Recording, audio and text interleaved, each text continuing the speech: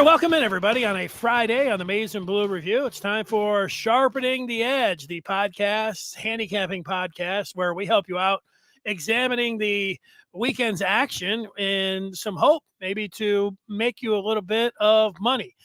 Joined by Lucas Reimink from the Maize and Blue, who is on the screen and ready to roll. Lucas, how are you? Doing pretty well. 5-4 last week. Wasn't the best effort, but over 500. So take that every time you can get that. Hopefully, I feel better about this week's picks. I don't know why, if it's just the games or what, but I feel better about these ones. So hope to improve on that. I feel better too. Now, picking the Lions like we did last Friday, and then we didn't know about, we probably figured about Jones not playing, but we didn't know about Kelsey, and that affected the line. But I say all that, and I still picked Kansas City last night when I knew it, but I don't know if I'd have put them in a parlay. If you're going on a first half parlay, maybe I know you can get caught sometimes either way, but, wait as close as you can till game time. That might be the lesson. And yeah, I feel good because I picked Coach Prime. I was a little nervous about that game, and they came up with a gigantic upset. I don't think I won't get any credit for it because I didn't say it, but there was a thought of, why not just go with Coach Prime on the money line? Now, I wish I would have said it, and I don't think you believe me. So, and I didn't do it, so it doesn't count. As I had a longtime friend who used to say about Vegas, it only counts when you go to the window, and I didn't go to the window on it. So, what the heck? But if you're joining us for the first time, what we do here is we go through the three local teams, and that includes the Detroit Lions. And for the purposes here, it does include Michigan State. We'll give you three best bets. We also have a prop and parlay for your entertainment if you're really looking for something in there. And then we go for a lock of the week as well. And we always start with this: Michigan State, and the Lions. But as everyone knows right now, the Lions played last night, so we won't have a pick this week for them. What did you think of their performance, Lucas, before we pick the Michigan and Michigan State game? Sure. Overall, I guess it was kind of a sloppy game. I felt like on both sides. I didn't think either team played as good as they could have. I don't know. The Lions on third downs were kind of frustrating with some of the play calling and execution. They had a few like third and shorts, like 2s and 3s when they were trying like play action passes and like jet sweeps and stuff like that, where I felt like they were having enough success on the ground that they could have just ran the ball and picked up their fair share of first downs that way. If it's like 3rd and 2 or 3rd and 3, I felt like they were getting a little too cute with it that way. Chris Jones definitely being out, his impact would have changed the game quite a bit. I think Chris Jones being there. But being that he wasn't, and then Kelsey as well on the other side, Kansas City kind of had trouble on third downs converting as well on offense. That's where you see Kelsey shine so much. But yeah, I don't know. It was a very entertaining game. I think the Lions are definitely for real. But as terms of like long-term takeaways for either team, don't really have any, huge season forecast or anything like that. I was wondering if Dan Campbell was going to be this, gambler like he was late in the season last year when the Lions were out of it. I kept saying, it's really easy when you're not going to make the playoffs, or I know that they had a chance, but, they were just like, throwing it to the tackle and everything. It's like, but here he was. If you'd have told me last night, like, okay, here's the two situations. One, from your own 18, what do you think about, going for a fake punt? The other time, what about, I don't know if it was a 4th or 2 or 3 from the 40, from the Chiefs 40? It was close to that. And they punted. What do you think of those two scenarios? I said, I'd go for it every time on the 40. I don't think I'd ever go. I don't know if I would ever go for it, backed up to your own end in that situation. But that's where you get that element of surprise. So I don't know. Like when it works, everybody's like, oh, yeah, Campbell's got these big, but I don't know, but why not gamble on the other one? That seems a little bit like more my taste of gambling, what I would do, not so much the other one. But, it worked and they won. So what are we going to do? Is people going to be like, oh, yeah, Dan Campbell really knows what he's doing. So, yeah, there we go. Every analytical chart you'll ever look at on 4th down decision-making says he should have done the exact opposite of what he did. But that worked. So. Right. Yeah, so there you go. That's how it goes. All right, well, let's get into we wait for the Lions Next week, let's get into Michigan. They were 36-point favorite last week. They're a 37-point favorite this week against UNLV. It's a 3:39 kickoff. We say 3:30, but it's 3:39. Who do you like with the Wolverines and running Rebels?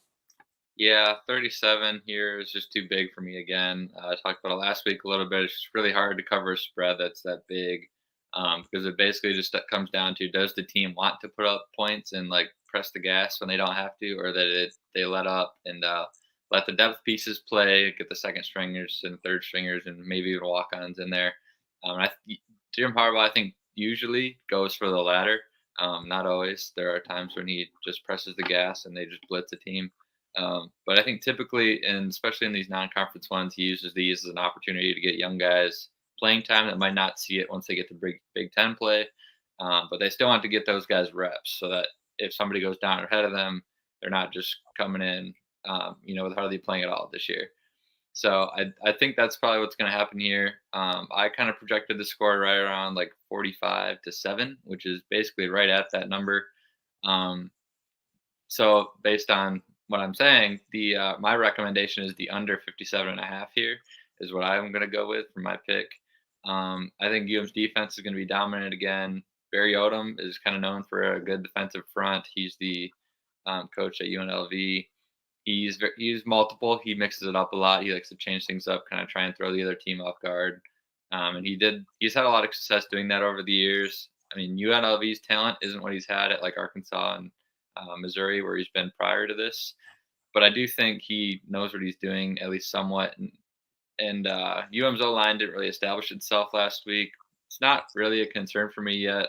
ECU is definitely just crashing on the run. They bit hard into play flakes all game long, everything like that.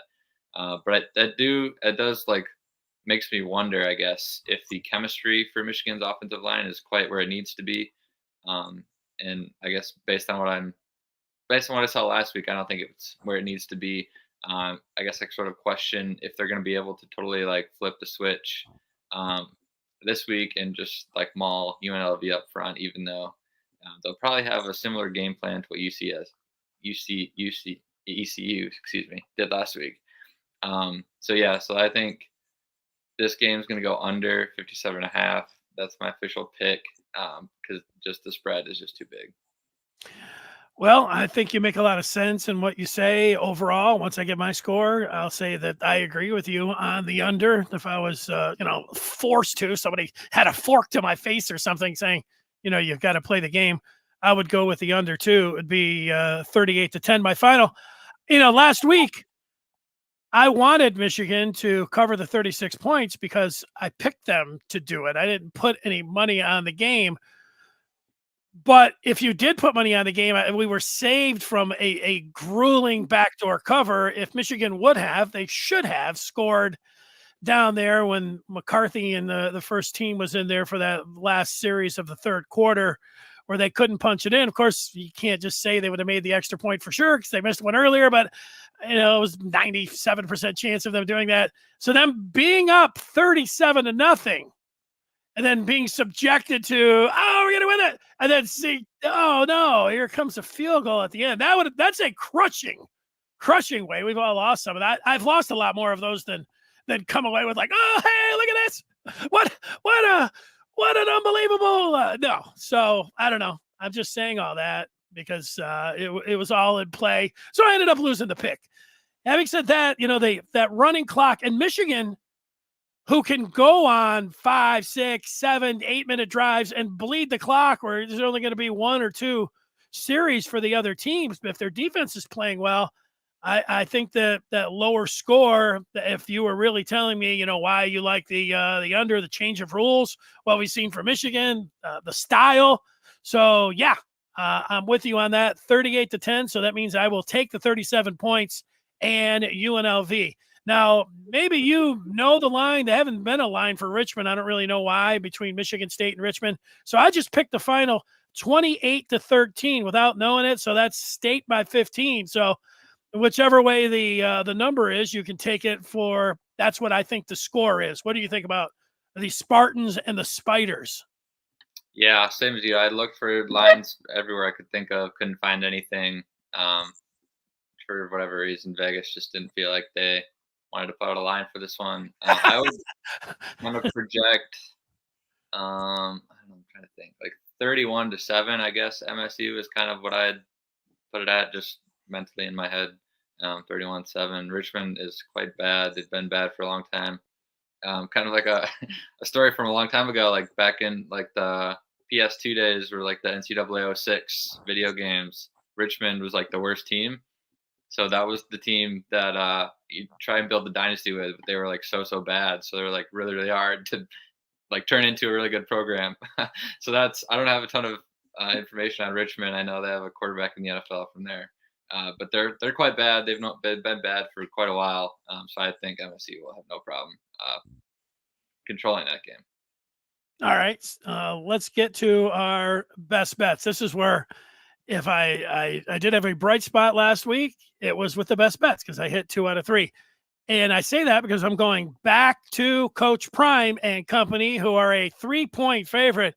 Hey, and they're at home, right? So let's go with the Buffaloes -3 as the Cornhuskers and Matt Rule in Nebraska come in. Colorado, they have the two best players. That doesn't always mean, but the offense that I watched Minnesota and Nebraska in the opener last week and wasn't really impressed with really anything that Nebraska did, but certainly I wasn't impressed with their offense.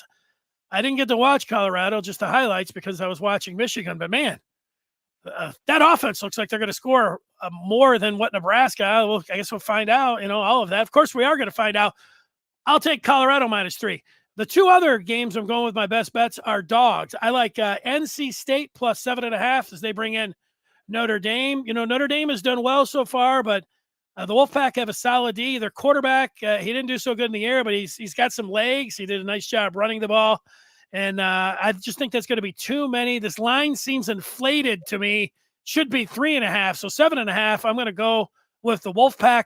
I also think this line is a little bit too high as well, as I take you to another dog that I think I would bet outright, and that's the Cougars of Washington State as they bring into Wisconsin. The Cougs, as they like to call them up there, they beat Whiskey last year in Madison. They run that up tempo. I know it's a different coach there with Fickle and everything for the Badgers. But, Pullman's a weird place to play, and this is like the game of the century for them. I think that's going to factor in. I'm going to take Washington State. They'll win that game outright, but I'm going to take the 6 because I'm getting 6 in this best bet. And those are my 3. Colorado -3, NC State +7.5, and I like Washington State. I don't need the 6, but I'm going to take it. Sure. I'll start out with the fight. I'm fighting you on the Notre Dame one. I have them -7.5. I watched NC State's game last week because I picked them as a best bet last week. So I was watching that game. I was kind of tuning in. They were playing UConn, and suffice it to say, I just was not impressed.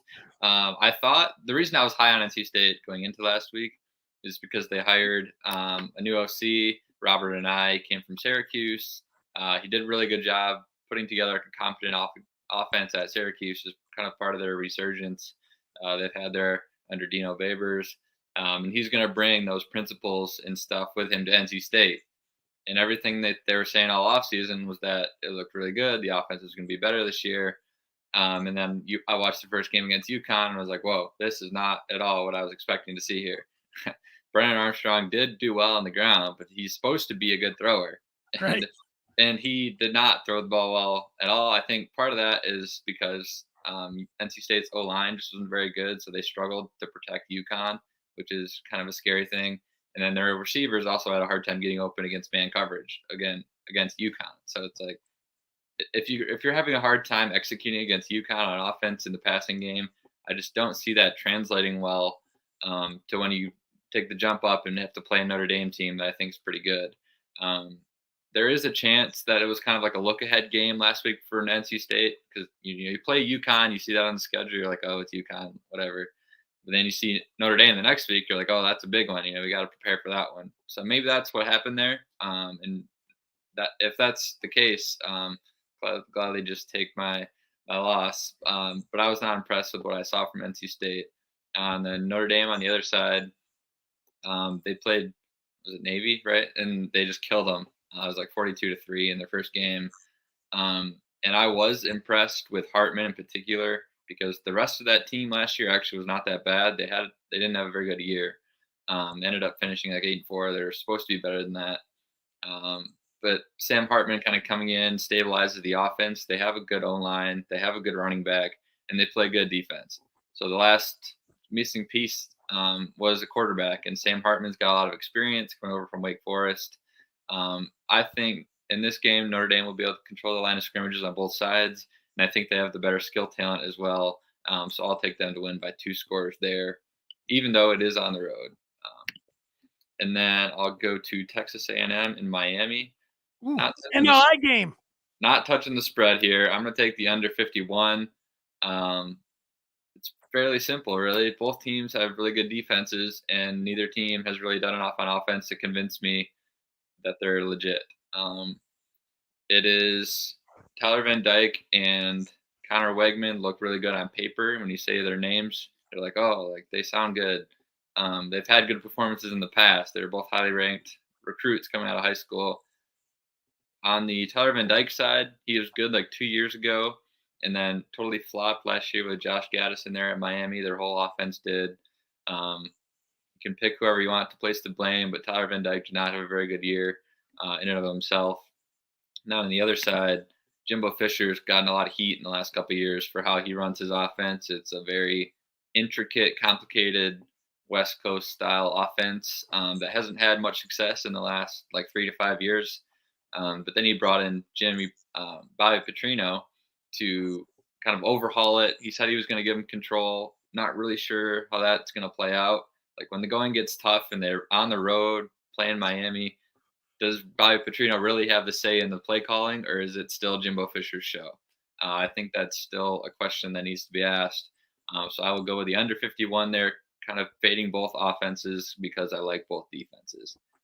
And then I'll go to probably the biggest game of the week, Alabama. I'm going to take them to cover the 7 against Texas.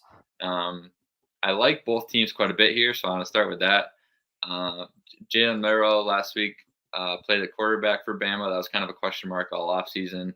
But I was watching some of the highlights. He actually looked quite good, better than I thought he'd be, especially passing the ball. He's a really good runner. He's always been a really good runner, very dynamic athlete. He's got an arm. Looks like he's tuned in the accuracy a little bit. I don't know that he'll ever be like a plus passer, but I think he can do a good job of keeping that offense on track. And he's got the legs to be able to extend plays, buy time, eat up first downs when he needs to. And then Bama's defense, I think I was watching, like I said, I was watching the highlights and stuff. I think they might be one of the best defenses in the country. They are impressive everywhere. It shouldn't be a shock. Alabama's defense is really good. I think they're up there with Georgia and Michigan, probably in the top 3 to 5 defenses in the country. And then over on the Texas side, Quinn Ewers, obviously a very highly ranked recruit. For me, he's been a little underwhelming. Hasn't really lived up to it in college.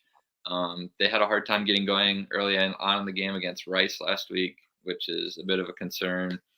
Bama, I think, just kind of at the end of the day, I think they'll control both lines of scrimmage. I think Jalen Milroe's feet will keep their offense on schedule, like I said. I have Bama here as a 6-point favorite on a neutral field, which kind of puts it at like 9 to 10, given that they're at home here. So I'll take the Crimson Tide to cover the 7 there. Well, I'm going to take your word on that last game. I've avoided it because I know that I can't watch it because I've tuned into Comcast and they just run this blackout piece that they've been putting on there for the last 10 days or so. It's been driving me nuts. So I'll be watching, Oregon and Texas Tech and Wisconsin instead. So I'll take your word on what's going on with Alabama. Yeah, you really made me rethink Notre Dame and NC State, but I can't go back. I can't make my pick. It's a bunch of good points. Let me change it. I've already pushed the you beat me last week on the TCU Colorado, so might hey, have one of those. Maybe I should feel good about my selections. I thought I had a little bit of sound reasoning on it. Well, let me give you a quick. We got a prop, we've got a parlay, and then we have our best bet. I'm going to throw my prop and parlay at you pretty quick because they're pretty easy. I looked at Michigan and we both were good with those props last week with Roman Wilson's yards and J.J. McCarthy through the air. I thought about McCarthy under 2.5 touchdowns because I think Michigan might go to the ground game a little bit more because they didn't last week and they got 2 great running backs. So I could see that. But meanwhile, I think this is a good play. Colston Loveland for an anytime touchdowns plus 165. One of the top 3 guys is going to score. They're going to be 2 to 3 touchdowns. And one of those top 3 guys, Wilson or Kojo or Colston Loveland, is going to score a touchdown. And at plus 165, I like the value there. And along with the under, man, that would be a nice parlay. But I'll just go with that prop for London. In terms of a parlay, Northwestern was terrible, which I thought last week against Rutgers. They're at home. If they don't win this game, they're not going to win a game all year long against UTEP. They're plus 2. I'm going to take in a parlay Northwestern outright against UTEP. Sounds weird to say. And then ECU. Their defense was pretty good. They're at home, and they said a couple of times, researching about the Pirates, is that they've got great home field support. They really get it going down there, the Pirates, and so they'll go back. They're getting 3 points against Marshall. I'm going to take ECU outright and Northwestern outright, and if you do that, you get plus 371. That's my parlay. Not bad, not bad. I'm going to fight you again. I'll start with my parlay. We have differing picks there. In my parlay, I included the Notre Dame just to beat NC State. I have 2 money lines and 1 spread pick in my parlay. So Notre Dame just to beat NC State is in my parlay. I kind of talked about the reasoning why earlier. And then UTEP, this is the one that we're sort of fighting on here again. And when I was looking at Northwestern UTEP, I had kind of the same thought as you at first, where it's like, wow, Northwestern's catching points. What's going on? They're at home against UTEP. And then I started looking into it, and I actually came away convinced that UTEP's roster is actually better than Northwestern's. And I was looking through the box scores. Northwestern lost 24-7 last week to Rutgers. Guess how many rushing yards? Their leading rusher last week. Guess how many rushing yards he had? 20. 11. So that's bad. That's really bad. And Rutgers, their defense is solid. They always are under their coaching staff there. But I think Northwestern is just that bad. So I will take UTEP to go on the road and win that game. And then my third pick in my 3-team parlay here, this is just a cover. I'm going to take Cal plus 6 at home against Auburn. I kind of like the money line, but I just can't quite outright say they're going to pull the upset. But I do think they'll keep it close at the very least. Cal has totally switched up their offense from years past. They used to be very a stodgy, ball control offense. He's a defensive coach there. But then this year they hired in Jake Spivital, who's called plays. He was at Texas State for a few years. And he runs more of a high tempo sort of rushing attack. And they actually have a really good running back there. There's Jaden Ott. He's one of the best running backs in the Pac-12. Might be the most underrated back in the country. If anyone's ever watched highlights of him, he's a really good player. He's over there at Cal, so you never really hear about him, but he's a really good player. And then last week, Auburn gave up 140 on the ground to UMass. So kind of combined factors here. And then Thorne through the air for Auburn. Peyton Thorne, talked about it a little bit last week. He's at Auburn now. He was only 10 of 17 through the air against UMass. Again, 140 yards. So didn't exactly have a great performance. The defense, I think, of Auburn has a weakness on the ground. So I think Cal has a chance to win that game outright, but I'm just taking them to cover for my parlay. So that's Notre Dame to win, UTEP to win, and Cal plus 6, and that's plus 375. So I really like the combined odds there. And now we got a prop. Yeah. I'm going to go back to Texas and Bama. I'm going to go under on Jalen Milroe's passing yards. It's 207.5. So based on my pick of Alabama being able to cover, you'd probably think Jalen Milroe, he'll have a good game, right? And I think he will, but I think his total yards will be 300-ish because I think he'll run for about 150 and pass for about 150. That's him just drop back passing would be a very bad situation for Bama to get into. He's not the most intricate, precise passer you've ever seen in your life.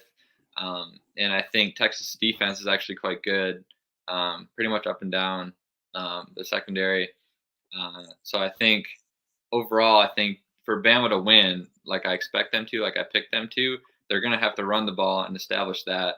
And I think Jalen Milroe with his feet is a big part of that. But I do not think Jalen Milroe passing is going to be part of the recipe for Bama to pull that game off and to cover it like I expect them to. So I'll take the under on his passing yards. Making me think I should go with an under on the passing and then an over, like on a parlay on Milroe. Maybe that would be something to look into. All right, all fabulous picks. It brings us to our last selection. Here's mine. I did not hit my lock last week. I didn't know that Army switched up from a triple threat to, a spread, and my pocket is feeling it today. But Virginia Tech is at home. Purdue lost last week at home, and now they go to Blacksburg, which is a tough place to play. And I think these are two similar teams, but I like the Hokies at home. They're only giving up 3 here. That's why I like Va Tech as my lock, -3 over Purdue. How about you? Bring it home. Yeah, I didn't hit my lock of the week last week either. I had Ohio State first half. They kind of struggled on offense, just couldn't get it going. And they barely covered the first half spread in the whole game. So that was just a loss. It was never really that close. But for this week, I'm going to take I bet on this team the first week. We didn't cover it in the podcast because it was the Thursday night last week. I'm going to take Utah -7.5 going on the road playing Baylor. I have them favored at about 10 or 11 on a neutral field. The TSI, which is a power ratings thing that I check on X or Twitter, just to kind of double check mine and like kind of see what I think, kind of see what other people who do power ratings think. He's very good at it. He has this game at 10 or 11 as well. Baylor struggled last week. They lost to Texas State. Did not look good. So I need to hear. Yeah, their quarterback was supposed to be good. They're talking him up all offseason. Really struggled against Texas State. So now they got Utah coming into town. And they looked quite good, even with their backup quarterback. Playing against Florida, I know it was at home, so it'll be a little bit different environment, but they still looked good and looked good all the way around, both ends of scrimmage, really controlled the game against Florida from the jump. And I think even if Cam Rising doesn't play again and they have to go to the backup, their star tight end's probably not going to play either, it sounds like. I still think they're going to be able to cover the 7.5 at home, on the road, even without 2 of their best players. So I'm quite high on Utah. I like this Utah team. I don't think they'll have a problem covering the 7.5, even though it's on the road. So that'll be my lock of the week.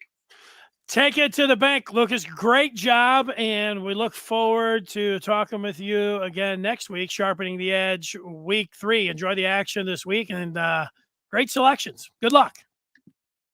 Absolutely. There he is.